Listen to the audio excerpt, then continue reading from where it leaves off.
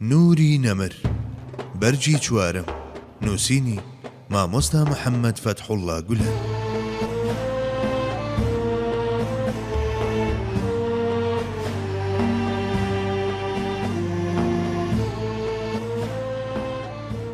هاوسەرە پاکیزەکانی پێغەمبەر.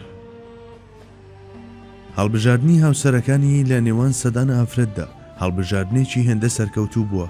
ئەوە هەڵدەگرێت لە ئاستیدا هەڵوێستە بکەین، چونکە پێغەمبەر صلی الله عليه وسلم چەند خانمێکی وەهای هەڵبژارد کە لە توانایاندا بێت ببنە دایکی باوەڕداران و بەرگەی کۆڵی ئەو بەرپرسیارەتیە سەنجینە بگرن.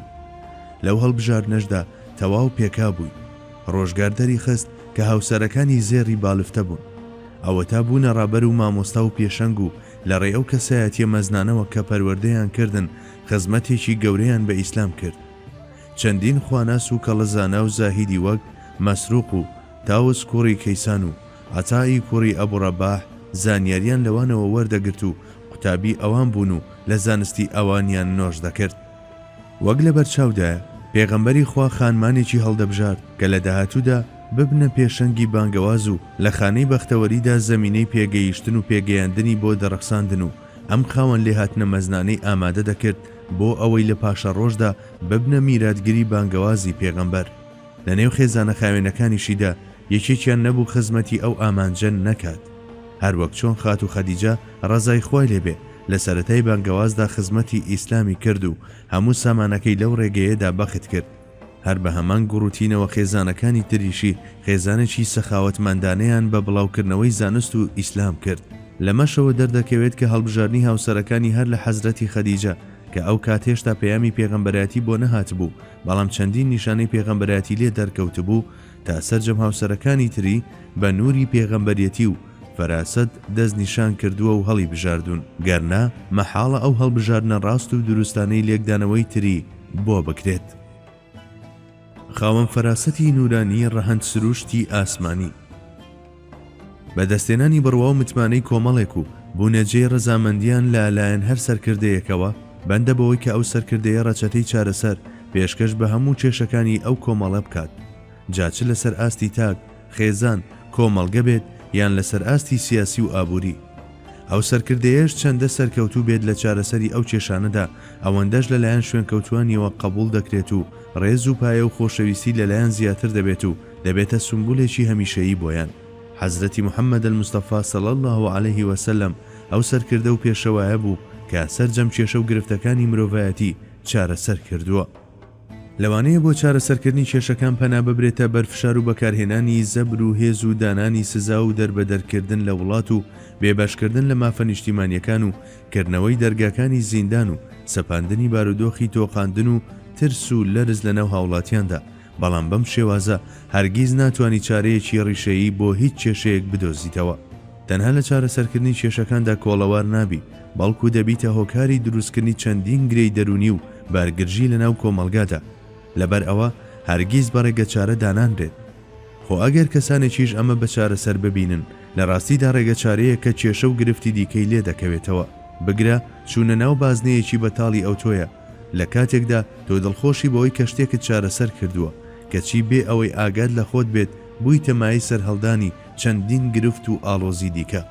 هەر ئەوەندەی کەوتیتە ناو بازنەی بەتاڵەوە، ئیتر تا ئەو دەمەی بازنەکە دەشکێنیت، هەر هەوڵ و تەقەلایەک بۆ قوتاربوون زیاتر و زیاتر نوقمت دەکات، کەچی دەبینین پێغەمبەری خوا صلی الله عليه وسلم بێ ئەوەی گرفتاری جێژاوی بازنە بەتاڵەکان بێت و پەنا بەرێتە بەر تیرۆر و تۆقاندن و بەڕەچاوکردنی ئیرادەی ئازادی مرۆڤەکان و ڕێزگرتنیان سەرجەم گرێچوێرەکانی بێوێنەی ئاسانی دەرهێنانی مول لە ماست کردوێتەوە. خۆ ئەگەر تەنها ئەم لایەنەی لە بەرچاو بگریت و لا نەکەیتەوە بەلای حاڵەتە دەراساکانی تر و لە معجیزە زۆر و زەمەندەکانیشی وەرنەبیتەوە، ئەوە باوەڕ بەوە دەهێنی کە ئەو پێغەمبەری خوایە. دەی ئەگەر پێغەمبەر نەبوایە چۆن دەیتوانی ئەو هەموو گرفتە چارەسەر بکات؟ لە کاتێکدا ئێمە دەزانین ئەو لە کۆمەڵگەیەکدا ژیاوە کە لەبەر پوچەڵترین هۆکار هەرایان دەنایەوە و بەردەوام لەسەر پێبوون بۆ ئاژاوەجێڕی و نوقمی دواکەوتووی و گومڕایی و سەرکەشی و تاریکی ببوون. خوای باڵا دەستیش ئەرکێکی قورسی خستۆتە سەرشانی کە ئەویش خۆی لە ڕێنوێنیکردنی ئەو کۆمەڵەدا دەبینیەوە. هەروەک ئاەتی لو أنزلنا هذا القرآن على جبل لرأيته خاشعا متصدعا ئەگەر ئەم قورئانەماندا ببەجاندایە سەرکەژ و چێوێک دەتبینی ملکەج دەبوو، ورد و خاش دەبوو، شەق و پەق دەبوو لە ترسی فەرمانی خوا. ئاماژەی بۆ دەکات فەرمانبەریە خرا بۆ سەرشانی حەزرەتی محەممەد. ئەگەر بخرێتە سەر شاخەکان ئەوە هەپڕون دەبوون و دەبوونە تەپ و تۆس. بەڵێ ئەرکەکە تا ئەو ڕادەیە گران بوو، بە تایبەت لەو کۆمەڵگەیەدا کە زۆر سەرەتایی و پەست و دواکەوتوو بوون. ئیتر ئەویش هات و پەنجەی خستە سەر جەم گرفتەکان و ڕێگەچارەی بۆ دۆزینەوە و ئەوانیشی گەیاندە کەناری بێوەیی و ئاسوودەیی. بەگرەکردنی بە کۆمەڵگەیەکی وەها ئاسوودەژین خەڵکی دیکە مەگەر باسی ئەو جۆرە کۆمەڵگانە لە کتێبە خەیاڵکردەکاندا بخوێننەوە.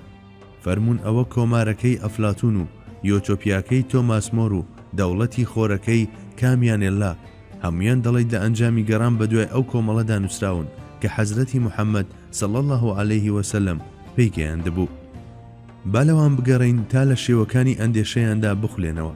بڕوانین بۆ پێغەمبەر کە پێش چەندین سەدە کۆمەڵگەیەکی داڕشت هەموو ئەو لایەنە خراپ و کەم و کوڕیانەی لێدا ماڵی کە تەنانەت ئەو کۆمەڵگە ئەندێشەکردانش جیرۆدەی ببوون. ئەو جاکردنی بە کۆمەڵگەیەکی نمونەیی هاوتای ئاستێرەکانی ئاسمان و پێشکەشی ئەوانەی دوای خۆی کرد. هەرکەس شوێن ئەو ئاستێرانە بکەوێت دەبێتە سمبولی ئاسوودەیی، هەروەک چەندین کەس بوون. ئێمە لەم ڕۆژگارەدا ئەو حەقیقەتە زۆر بە ئاشکرا دەبینین و تێدەگەین کە کۆمەڵگەی هاوڵان کۆمەڵگەیەکی ڕاستەقینە و واقعی بووە. ئومێدیشمان وهەیە کە لە ڕۆژانی داهاتوودا بەرەو ئەو کۆمەڵگا نورانیە هەنگاو بنین. ئەگەر بێت و پێغەمبەر صلی الله عليه وسلم هەڵنەستایە بە چارەسەرکردنی سەرجەم کێشە و گرفتەکانی مرۆڤی ئەو سەردەما، ئایا دەکرا ئەو هەموو هاوڵە پەیدا ببن کە هەر یەکەیان بۆ خۆی مای شانازی مرۆڤایەتین؟ بێگومان نەخێر. بەڵام ئایا تەنها پشت ئەستور بە ژیری خۆی هەموو ئەو گرفت و ئاڵۆزیانەی چارەسەر کردووە؟ بە دڵنیاییەوە بۆ ئەمەش دەڵێین نەخێر و ئەمەشی بۆ زیاد دەکەین. خی باڵا دەست فەتانەتێکی پێغەمبەرانەی پێبەخشی بوو، ئیتر ئەویش لە سایی ئەو فەتانەتە نورانیەوە کە دارای ڕەهەندێکی ئاسمانی بوو بەو پەڕی ئاسانی تەواوی کێشەکانی چارەسەر دەکرد. لە ڕاستیدا ئەمە ژێشێکە لە بەڵگەکانی پێغەمبەرایەتیەکەی و تەوەری باسەکەی ئێمەش هەر ئەمەیە. با ئێستاش چەند نمونەیەک لەو بارەیەوە بهێنینەوە. دادوەری کێشەی بەردەڕەشەکە. لەو سەردەمەدا خەڵکی با مەبەستی دۆزینەوەی ڕێگەچارە بۆ گیر و گرفتە هەمە جۆرەکانیان داهاتن بۆ لای. ئەوە بوو وەختێک دەستکرا بە نۆژەنکردنەوەی کەعبەی پیرۆز کە خۆشی تێیدا بەشدار بوو. دانانی بەردەڕەشەکە لە جێگەی خۆیدا شێویەکی وەهای نایەوە وەخت بوو لە نێوان هۆزەکاندا ببێت بە فەرتەنە و مایەی خوێنڕشتن. هەمووان دڵنیا بوون لەوەی کە ئەگەر ئەم گرفتە لە ماوەی 1-2 ڕۆژدا چارە نەکرێ ئەوە بێگومان جەنگ و هەرا بەرپا دەبێت. هەروەها پێشتریش وتبوومان ئەگەر پێغەمبەر صلی الله عليه وسلم بە دانانی بەردەڕەشەکە لە جێگەی خۆیدا بەو شێوازەی کە هەمووان ڕازی بکات ئەو کێشەی چارەسەر نەکردایە، ئەوە تەنگەژەیەکی خوێناوی سەری هەڵدەدا. وەک ئاشکرایە بەردەڕەشەکەی خستە ناو کراسێکەوە و گەورەی هۆزەکانی بان کرد تاوەکو هەر یەکە و چمکێکی بگرن و بەجارێک بەرزی بکەنەوە. ئەو جاکە نزیک بووە لە شوێنی خۆی بە دەستی پیرۆزی بەردەکەی خستەوە جێگەی خۆی. ئەم ڕووداوەی کە لە ئێسادا ناچینە وردەکاریەکەیەوە ئەوەمان بۆ ڕوون دەکاتەوە کە ئەو لە پێش پێغەمبەرایەتیشدا خاوەنی فەتانەتێکی مەزم بووە. لەو کاتەدا کە ئەو دادوەریەی کردتەمەنی لە 20 تا 25 ساڵیدا بوو، واتە پێش ئەوەی شەرەفمەند بێت بە پێغەمبەرایەتی و بەر لەوەی چەندەها دەروازەی بێسنووری بەڕوودا بکرێتەوە و دەست بکات بە وەرگرتنی وانەکان لە پەروەردگاریەوە. بەڵام لەو قۆناغەشدا بەو ئیلهامانەی کە لە ڕۆحیەوە دەجۆشان جێگەیەکی وای لە ناو دڵاندا گیر کرده بوو. تەنانەت وەختێک کافرانی قوڕەیش بینیان لە دەرگای مزگەوتەوە دێتە ژوورەوە هەمویان هاواریان کرد ئەوە محەممەدی ئەمینە، ڕازیم بە داوەری ئەو. بەم جۆرە بەهاتنی ئەو سەرجەم گرفتەکان چارەسەر بوون. بەڵێ بێ ئەوەی هیچ بیر بکاتەوە یان لە مێشکی خۆیدا بیهێنێت و بیبات و ڕای ئەم و ئەو وەربگرێت و نەخشە دابڕێژێت زۆر بە سادەیی و وەک ئەوەی موو لە ماز دەربێنێت ئاوا بەسانایی چارەسەری کرد. لە ڕاستیدا ئەمە بۆ ئەو کارێکی زۆر ئاسان بوو، کەسیش ڕەخنەی لێ نەگرت. نەشیان دەتوانی ڕەخنەی لێ بگرن چونکە خۆیان کردویانە داوەری خۆیان. ئەویش بە باشترین شێوە هەڵسا بەکاری خۆی و بێ هیچ هەڵە و دوودڵی و گلانێک هەمویانی ڕازی کرد.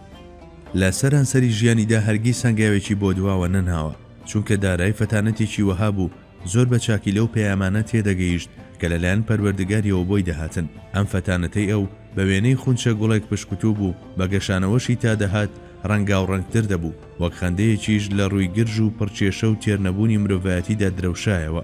لەو شوێنەدا کە تۆ واگومان دەبیت مەوداکانی مەزنایەتی ئەو بە پایان گەیشتون چەندین ئاسۆیترت بەڕوو داواڵا دەبن، وەک یونس ئەمرەی شاعیر دەڵێت ئەوە خونچەیەکە و لە دووتوێیدا چەندین خونچەی تری هەڵگرتووە.